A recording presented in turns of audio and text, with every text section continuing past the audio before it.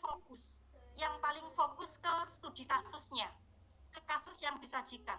Tadi nomor 31 antara apa tadi? Yang D, E juga hampir mirip betulnya gitu ya, tapi yang lebih fokus. Cari jawaban yang lebih fokus ke soal yang disajikan gitu. Lanjut nomor 32 Bapak Ibu. Oke. Nomor 32 ini tidak terlalu panjang ya soalnya Bapak Ibu ya, kita baca ya. Pada tahun sekian, Yazid bin Muawiyah mengirimkan pasukan mengepung kota Mekah. Pasukan Umayyah berhasil menghancurkan Ka'bah. Peristiwa ini dikenal dengan Perang Al-Harrah. Jadi ini kata kuncinya Perang Al-Harrah. Yazid bin Muawiyah bertanggung jawab pembantaian cucu Nabi Muhammad. Nah, berdasarkan studi kasus di atas, Departemen Pemerintah Umayyah yang paling bertanggung jawab adalah, tadi ini kasusnya tentang apa? Tentang perang, ya Bapak Ibu ya, tentang perang, tentang militer gitu ya. Nah ini kata kuncinya Perang Al-Harrah, saya tebali ini. Nah pertanyaannya, departemen apa sih kira-kira yang bertanggung jawab terkait kemiliteran? Nah ini kalau soal yang seperti ini Bapak Ibu, mau tidak mau Bapak Ibu harus menghafal ya, karena apa, SKI itu sebagian adalah hafalan ya, seperti nama kota, tahun ya, silsilah itu kan kalau tidak menghafal kan tidak bisa Bapak Ibu. Jadi harus menghafal ya Bapak Ibu. Nah kalau hafal tahu artinya ya bisa jawab gitu. Oke, ini terkait Departemen Perang ya. Kita lihat Bapak Ibu, Diwanul Khotam. Ini artinya apa? Departemen yang bertanggung jawab terhadap pencatatan semua aturan ya Bapak Ibu. Jadi kalau ada undang-undang, ada hukum gitu, Diwanul Khotam ini yang bertanggung jawab. Yang B, Diwanul Jun, urusan militer atau perang. Sebenarnya Bapak Ibu bisa tahu jawabannya kalau tahu arti bahasa Arab dari masing-masing ini. Karena ini tuh ya artinya terjemahnya ya, yaitu bisa kita tahu jawabannya dari situ. Diwanul Mazalim, Departemen Pengadilan Kasus Berat. Diwanul Barid, ini bertanggung jawab terhadap surat-surat atau pos gitu ya. Hisbah terhadap perkara umum dan pidana, tapi bukan kasus berat. Yang berat itu di Diwanul Mazalim. Jadi Bapak Ibu, kalau kita kembalikan ke soal yang tadi pertanyaannya adalah departemen yang bertanggung jawab terhadap ini urusan perang, berarti apa? Diwanul Jun ya Bapak Ibu ya, jawabannya adalah B. Nah ini harus hafal. Kalau Bapak Ibu mungkin belum menguasai bahasa Arab, maka mau tidak mau harus hafal. Di sini sudah saya tuliskan terjemahnya ya Bapak Ibu. Oke, jawabannya adalah B. Semoga Bapak Ibu betul ya kemarin ya. Oke, kita lanjut.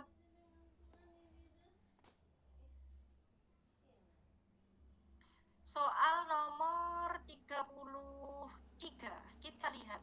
Kita tuju pertanyaan terakhir, coba kalimat terakhir. Manakah pernyataan di bawah ini yang paling tepat dalam menggambarkan dampak esensial yang dihasilkan oleh Baitul Hikmah? Oke, dampak adanya Baitul Hikmah ya Bapak Ibu ya. Oke, Baitul Hikmah itu apa? Sebagai pusat intelektual yang menghimpun para cendekiawan ya Bapak Ibu ya. Dampaknya apa? Dengan adanya Baitul Hikmah itu dampaknya apa? Kita cari Bapak Ibu. A. Berperan sebagai perpustakaan terbesar di dunia. Adakah yang menjawab A? Mengumpulkan karya ilmiah dari berbagai peradaban. Secara kolektif mengilhami kebangkitan ilmu pengetahuan. Apakah ini betul? Sebenarnya betul Bapak Ibu, tapi kurang lengkap. Kalau ini kan hanya perpustakaan, mengumpulkan karya. Padahal di soalnya itu menerjemahkan ya. Jadi tidak hanya menghimpun tapi juga menerjemahkan. Kalau dijawab hanya sebagai perpustakaan itu masih terlalu umum ya, walaupun betul tapi masih terlalu umum. Tadi saya katakan kata kuncinya kalau ada beberapa jawaban yang hampir sama, carilah yang paling lengkap atau yang paling fokus gitu ya. Ini betul tapi masih terlalu umum karena tidak ada menerjemahkan, hanya sebagai perpustakaan gitu aja. Yang B, menyediakan sarana bagi cendekiawan untuk menerjemahkan teks klasik ke dalam bahasa Arab, tetapi hanya terbatas. Nah, di sini ada kata hanya terbatas. Oke, ini kurang sesuai karena ada kata hanya terbatas pada penyebaran teks tanpa analisa. Nah, ini kurang tepat ya, ada kata hanya terbatas. Yang C, memberikan perhatian khusus pada ilmu agama dengan menerjemahkan, mengomentari teks-teks suci. Ini hanya pada ilmu agama, kurang sesuai. Padahal tadi di studi kasusnya coba kita lihat ya, tidak hanya ilmu agama. Di sini ada bahasa Arab, matematika, astronomi, filsafat, ya. Ingat ya Bapak Ibu, Baitul Hikmah tidak hanya ya berfokus pada ilmu agama, tapi juga matematika, astronomi, filsafat, ya. Jadi kalau ada opsi yang menyebut dia hanya fokus pada ilmu agama, memberikan perhatian khusus pada ilmu agama, ini kurang tepat. Ya. D. Baitul Hikmah berfungsi sebagai wadah pertemuan ilmuwan Muslim dan Kristen, memfasilitasi pertukaran ide. Ya, ini sesuai ya, kira-kira sesuai ya, karena yang namanya memfasilitasi pertukaran ide itu ya diskusi, yang menerjemah ya, ya pertemuan-pertemuan ilmiah, ini betul ya. Coba kita lihat dulu yang E. Meskipun Baitul Hikmah mendukung pengembangan ilmu pengetahuan, fokus utamanya adalah mengumpulkan artefak budaya. Nah, ini malah tidak sesuai karena fokusnya pada ilmu pengetahuan, bukan seni ya. Jadi kalau ini kan hanya seni, padahal tadi disajikan di atas fokusnya adalah pada ilmu agama dan juga ilmu umum. Di situ merupakan tempat wadah bertemunya ilmuwan muslim dan juga selain muslim untuk berdiskusi, bertukar ide terkait kitab-kitab dari barat maupun dari umat Islam sendiri. Jadi jawaban yang betul adalah D. Gitu Bapak Ibu ya. Kita lanjutkan nomor 34. Kita lihat soal terakhir. Berikut ini ada kalimat terakhir. Berikut ini adalah peristiwa nyata dalam dinasti Abbasiyah yang menjadi faktor penyebab kemunduran. Faktor penyebab kemunduran. Berarti kan sesuatu yang negatif. Tapi di sini ada ini loh Bapak Ibu, ada kata ini loh, ini mengecoh ini agak perlu ini ya, perlu harus konsentrasi menjawab. Ini walaupun soalnya pendek, ini mengecoh. Kenapa mengecoh? Di sini berbunyi faktor penyebab kemunduran. Ini kan berarti sesuatu yang negatif. Tapi ini kecuali, berarti yang bukan gitu. Nah, ini harus konsentrasinya 2 kali karena ada kata kecuali. Berarti yang bukan faktor penyebab kemunduran. Oke, kita lihat pemberontakan Bani Hamdan di Irak ini ya. Jadi ini harus hafal ya, jangan buka lagi materinya, harus hafal faktor-faktor yang menjadi penyebab kemunduran dinasti Abbasiyah. Yang pertama pemberontakan Bani Hamdan di Irak ini iya. Yang kedua krisis ekonomi yang melanda dinasti tersebut, ini faktor internal, ini iya. Kekuatan tetangga yang menyerang wilayah kekuasaan dinasti Abbasiyah ini juga iya. Pemimpin yang tidak mampu mengendalikan konflik internal, ini faktor internal itu juga iya. Tadi kan kecuali, berarti yang bukan penyebab ya, hati-hati ya Bapak Ibu. Penyebaran dan pengaruh Syiah semakin kuat di kalangan rakyat. Ini tidak hanya Syiah ya, tapi ada beberapa aliran keagamaan, ada Mu'tazilah, Ahlus Sunnah. Jadi kalau di sini Syiah, ini yang kurang betul. Berarti yang bukan, kan tadi kecuali, berarti kan yang bukan, kita pilih yang bukan. Maka jawabannya adalah E, seperti itu. Jam berapa sekarang? Jam 10. Wah, kok cepat sekali ya. Tinggal 30 menit, ini masih di berapa nomor? Masih di 1, 2, 3, 4, 5, 6, masih 6 nomor. Agak saya percepat ya Bapak Ibu. Nomor 35, kita lihat kalimat terakhir. Wilayah mana yang tidak termasuk dalam kekuasaan dinasti Abbasiyah sebelum serangan Mongol?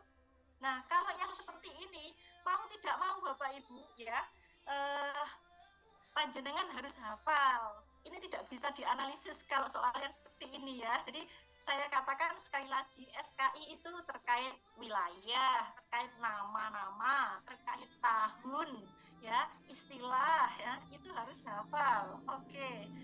Kira-kira mana Bapak Ibu jawabannya? Wilayah mana yang tidak termasuk dalam kekuasaan dinasti Abbasiyah sebelum serangan Mongol? Andalusia, Maghrib, Ifriqiya, Anatolia, Irak. Ini di sini saya tuliskan kata kuncinya Bapak Ibu. Kekhalifahan Abbasiyah berkuasa setelah merebutnya dari Umayyah dan menundukkan semua wilayah kecuali Andalusia. Berarti jawabannya apa Bapak Ibu? Kan yang tidak termasuk ya. Yang tidak termasuk berarti mana? Andalusia. Jadi ini semua itu di apa namanya? Direbut ya, jadi kecuali Andalusia. Jadi kalau pertanyaannya yang tidak termasuk berarti Andalusia. Ini saya lanjutkan, mohon maaf agak saya percepat ya Bapak Ibu. Kita cari dari soal yang panjang ini, kita langsung fokus ke kalimat terakhir. Jalur masuk mana yang paling mungkin digunakan oleh para pedagang Muslim Arab untuk menyebarkan Islam ke Nusantara? Jadi nggak usah baca ini Bapak Ibu. Ini tuh hanya latar belakang aja ya. Jadi untuk efektivitas waktu, kalau ada soal yang panjang, langsung fokus ke kalimat terakhir. Jalur masuk yang digunakan pedagang Muslim Arab ya untuk menyebarkan Islam ke Nusantara. Lewat mana sih pedagang Arab itu ketika masuk ke Nusantara? Yang A kita lihat jalur laut melalui Selat Malaka. B, jalur darat Asia Tengah, ya, ini negara-negaranya. Yang C, jalur udara melalui pesawat terbang. Apakah zaman segitu sudah ada pesawat terbang? Belum ada ya Bapak Ibu ya, berarti nggak mungkin lah C ini. D, jalur laut melalui Samudra Hindia. Bapak Ibu panjenengan harus hafal peta ya. Kalau jenengan tahu Samudra Hindia itu letaknya di mana, itu jauh sekali dari Semenanjung Arab Bapak Ibu. Jadi kalau nanti silahkan dibuka ya. Kalau yang sudah hafal kita angan-angan ya, letaknya Saudi Arabia itu di situ ya. Ketika akan menuju ke Nusantara ya, ke Indonesia, itu lewatnya Semenanjung Arab, pintu masuknya itu lewat Selat Malaka. Jadi kalau lewat Samudra Hindia sebenarnya memungkinkan saja, tapi terlalu jauh Bapak Ibu ya. Itu jadi nomor D tidak termasuk. Nomor E, jalur darat melalui Semenanjung Arab, ini sama dengan B. Tapi kalau hanya jawabannya Semenanjung Arab, ini kurang fokus. Yang lebih fokus menurut saya adalah yang A. Kenapa? Ini pintu masuknya. Jadi memang lewat Semenanjung Arab, tapi masuknya ke Indonesia itu loh. Pintu masuknya itu dari mana? Jangan catat ya, melalui Selat Malaka. Gitu Bapak Ibu. Ini ya harus hafal. Oke, saya lanjut. Jadi nanti kalau ada pertanyaan teori Arab, dagang Arab itu masuk ke Nusantara lewat jalur apa? Lewat jalur laut, masuknya melalui Selat Malaka, yaitu selat antara Pulau Sumatera dan Malaysia. Begitu ya Bapak Ibu.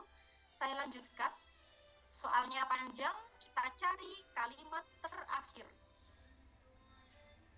Ia juga mengajar di Masjid Kampung Hulu, salah satu masjid tertua di Malaka. Berdasarkan studi kasus di atas, corak strategi dakwah yang dilakukan di Malaka dikategorikan sebagai ini pertanyaannya ya, kira-kira paham? Tidak, kalau nggak paham kita baca dari awal ya. Jadi siapa sih ini yang dimaksud ia itu? Ia itu adalah Syekh Nuruddin Ar-Roniri ya. Mengajar di Masjid Kampung Hulu. Mengajar di masjid. Maka strategi dakwahnya dikategorikan apa? Ingat ya Bapak Ibu, jenengan Bapak Ibu cari kalimat terakhir, lalu dipahami betul kalimat terakhir itu maunya apa sih? Kalimat terakhir ini mengajar di masjid. Berarti corak dakwahnya itu tergolong strategi apa? Kita lihat. Dakwah bilhal perbuatan ya masuklah, tapi terlalu umum ya. Dakwah bil hikmah menyeru dengan persuasif, bijaksana. Dakwah bil lisan ceramah, khutbah, diskusi. Dakwah bil kitab melalui tulisan. dakwah bil jihad identik dengan perang. Kira-kira mana Bapak Ibu jawabannya? Karena di pertanyaan atau di kalimat terakhir ini, ia mengajar di masjid. Jawaban ini betul semua sebenarnya, tapi itu tadi di awal saya sudah bilang, kalau ada jawaban yang mirip-mirip, ya orang dakwah itu kan pasti pakai perbuatan ya Bapak Ibu ya. Orang dakwah itu kan apalagi Aroniri itu juga punya karya. Kalau mau dijawab yang dia juga betul sebenarnya gitu loh. Yang namanya orang ceramah itu kan menyeru dengan bijaksana. Apakah betul? Ya betul. Tapi kan itu betul semua. Kalau ada jawaban yang hampir mirip-mirip, kayaknya kok yang betul banyak, terus yang mana gitu. Pilihlah yang lebih fokus. Karena di sini ini loh, ada kata mengajar di masjid. Nah, ingat Bapak Ibu, kalau di masjid ini kan hubungannya dengan masjid. Maka yang dilakukan dai di masjid itu kan ceramah, khutbah kan gitu. Ya pilihlah yang lebih fokus gitu. Maka jawabannya adalah dakwah bil lisan. Walaupun umpama dijawab di kitab itu juga betul, Nuruddin Aroniri ini juga punya karya, tapi yang ketika beliau mengajar di kampung Hulu itu kan mengajarnya di masjid gitu loh.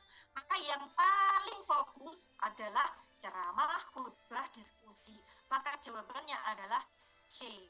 Gitu ya. Sekali lagi tolong ingat, kalau ada jawaban yang mirip-mirip, carilah jawaban yang